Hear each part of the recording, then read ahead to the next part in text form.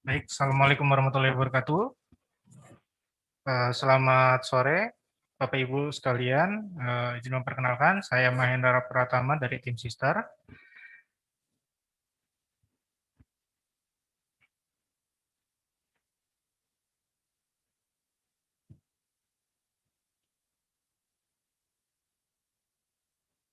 Saya akan langsung saja, Bapak Ibu. Eh, Asal muasal latar belakang dari Sister PD Dikti itu asal muasalnya adalah dari kebutuhan data. Kebutuhan data yang dimana dalam proses Dijen Pendidikan Tinggi itu membutuhkan sebuah perencanaan, eksekusi, dan juga monitoring evaluasi. Dan sumber data itu asal muasalnya adalah dari PD Dikti. Tetapi detail data tidak tersuplai dengan baik di PD Dikti. Oleh karena itu perlu adanya sebuah sistem layanan untuk menunjang data yang dimana sistem layanan dibutuhkan untuk suplai data, pemutahiran detail data, dan juga peningkatan layanan kementerian. Berdasarkan peraturan Permenristek Dikti RI nomor 61 tahun 2016 tentang pengolahan data perguruan tinggi, pada pasal 18 ayat 1 menyatakan data PD Dikti merupakan satu-satunya acuan dalam pelaksanaan kegiatan, kajian, dan pengambilan keputusan terkait entitas pendidikan tinggi yang didata. Lalu poin kedua adalah unit utama, lembaga akreditasi, dan sumber eksternal lain dapat membangun sistem untuk mengumpulkan data transaksional. Jadi Sister ada itu untuk mendukung data transaksional yang ada di PD Dikti, bukan menggantikan. Ibaratnya dalam sebuah portofolio itu adalah sebuah kulkas, di mana ada dosen dan juga tendik yang menggunakannya, di mana dalam kulkas tersebut atau portofolio itu ada beberapa bahan makanan seperti pendidikan formal, pengajaran, penelitian, pengabdian pada masyarakat, dan aktivitas pendukung lainnya. Itulah yang menjadi landasan sehingga reviewer atau asesor itu tinggal membuka kulkas tersebut, dan itulah yang menjadi bernama Sister atau Sistem Informasi Sumber Daya Terintegrasi. Jadi ketika pimpinan PT atau dari kepegawaian ingin melihat data dari dosennya, itu tinggal melihat portofolio di Sister, dan juga ketika dibutuhkan untuk PAK, Serdos, dan BKD, dan proses bisnis lainnya, itu tinggal diklaim saja atau tinggal diambil portofolionya tanpa harus melakukan reduksi pengisian ulang berulang-ulang. Dan Sister tersebut tersinkronisasi ke data pangkalan Dikti atau PD Dikti, sehingga harapannya bisa menaikkan jenjang karir dosen. Ini adalah aliran datanya Bapak Ibu, ada pangkalan data Dikti, semuanya semua muasalnya berpusat pada pangkalan data Dikti, ada Forlab, yang dimana ini adalah digunakan untuk perguruan tinggi dan juga satuan manajemen sumber daya, lalu ada layanan NIDN, NUPN, dan NDDK untuk menambahkan data dosen, lalu ada SIM Tendik, ini untuk menambahkan data Tendik. Kemudian Sister Front End atau Sister PT itu digunakan bisa juga untuk sebagai PDD atau PDT dan juga portofolio. Lalu untuk feeder PD Dikti itu untuk pengajaran, pembimbingan, pengujian, dan aktivitas kemahasiswaan. Lalu untuk data penelitian itu bisa diinput melalui Sister atau bisa diambil dari Similitapmas. Itu penelitian dan juga pengabdian pada masyarakat. Kemudian untuk publikasi Sinta itu sudah tersinkronisasi dengan Sister PT, dan data pendukung lainnya juga diinputkan di Sister Front End atau Sister PT. Asesor dan penilai itu bisa dilakukan di Sister Back End atau Sister Pusat, namun untuk BKD dilakukan di Sister PT masing-masing. Lalu ada namanya manajemen akses, itu untuk data pengguna dan juga hak akses. Yang dimana pelaksananya untuk PAK saat ini belum, lalu Serdos itu dilakukan pengisiannya di Sister PT, lalu dinilai oleh asesor di Sister Pusat atau Sister Backend, lalu untuk BKD semua dilakukan di Sister PT, kecuali Dikti untuk manajemerialnya itu di Sister Pusat atau Sister Backend. Selanjutnya, ini adalah akses laman dan juga role peran, semua tersinkronisasi ke PD Dikti dengan cara sister PT sinkronisasi ke sister pusat, baru sister pusat meneruskannya ke PD Dikti. Jadi ketika ada data dari PD Dikti yang baru, ini bisa sambung ke sister PT dan juga sebaliknya. Ini sister pusat digunakan oleh Direktorat Sumber Daya dan juga LL Dikti.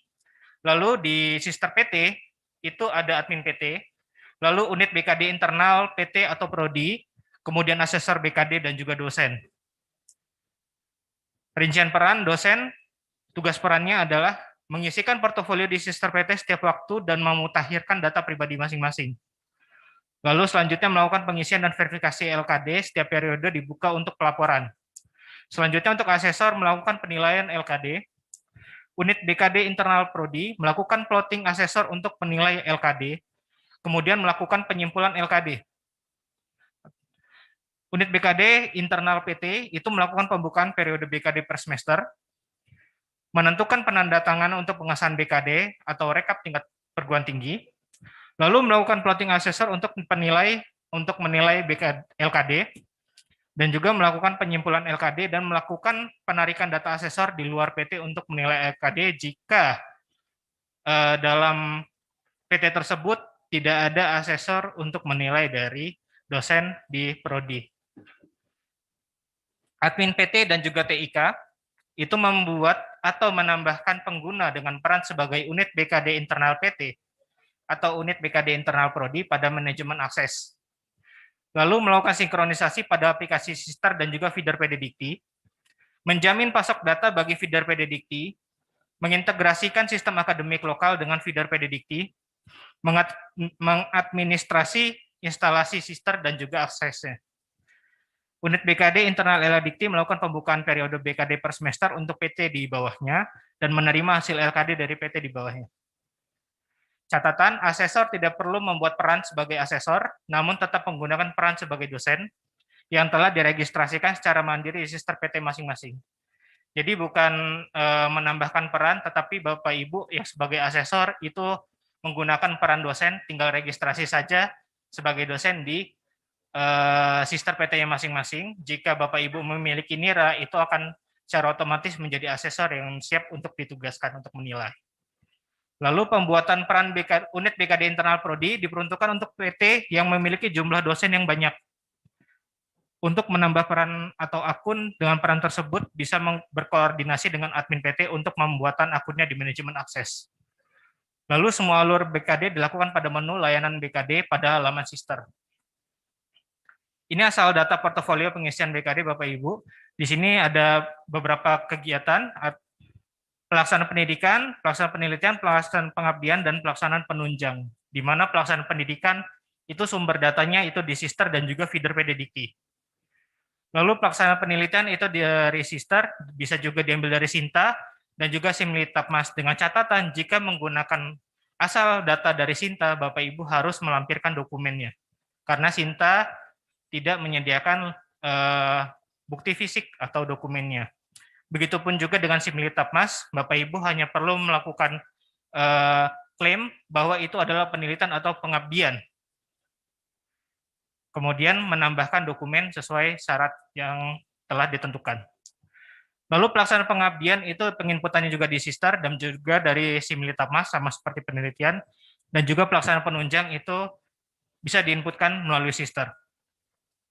Yang pertama dilakukan dosen wajib memiliki akun sister PT untuk pemutakhiran data. Lalu pengecekan akun bisa melalui manajemen akses di akses.kemdikbud.go.id, bisa menggunakan akun dari admin PT yang dari perguruan tinggi masing-masing. Dengan role admin PT bisa membuat peran unit BKD internal PT dan unit BKD internal prodi. Lalu unit BKD internal LL Dikti akan dipersiapkan untuk bisa dibuat pada bulan April 2021. Ini penjelasan singkat Bapak Ibu untuk pelaporan LKD untuk dosen. Semua data diambil dari portofolio di sister. Untuk riwayat pengajaran, pembimbingan, dan pengujian diambil dari PD Dikti yang sebelumnya telah dilaporkan oleh PT pada akhir semester dengan menggunakan aplikasi feeder PD Dikti.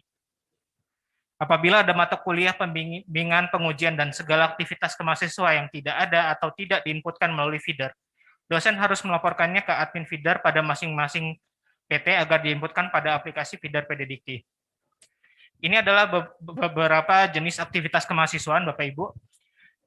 Jenis aktivitas yang bisa diinputkan di Feeder PDDikti itu adalah laporan akhir studi, tugas akhir, tesis, disertasi, kuliah kerja nyata, kerja praktek atau PKL, bimbingan akademis, aktivitas kemahasiswaan, PKM, kompetisi, magang atau praktik kerja, asistensi mengajar di satuan pendidikan, penelitian atau riset, proyek kemanusiaan, kegiatan wirausaha, studi atau proyek independen, dan membangun desa atau kuliah kerja nyata tematik. Ini berdasarkan dari Merdeka Belajar Kampus Merdeka. Bukti kinerja dosen dilaporkan bisa diunggah melalui portofolio.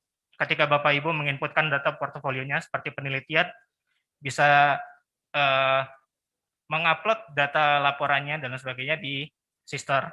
Namun ada beberapa kegiatan yang perlu diinputkan buktinya,